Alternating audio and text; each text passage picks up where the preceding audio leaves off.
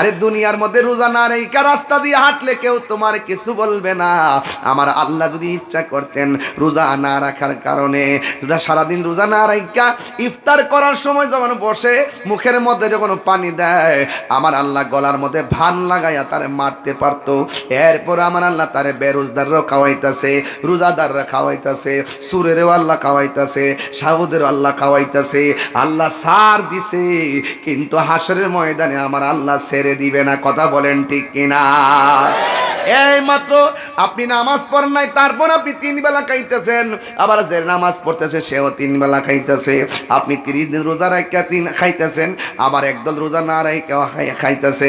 এরপর আপনিও চলতেছেন, সেও চলতেছে। এখানে অন্য কোনো খেলা না, এখানে রহমান আর রহিমের খেলা। কথা বলেন ঠিক কিনা? আল্লাহ রহমান হিসাবে দুনিয়ার মধ্যে মানুষদেরকে খাওয়ায়া দাওয়ায়া পড়ায়া রাখতেছেন। তার মানে এটা ভাববেন না যে হাসরের ময়দানে আপনি পার পেয়ে যাবেন। আল্লাহ ছাড় দেয় কিন্তু ছেড়ে দেয় না।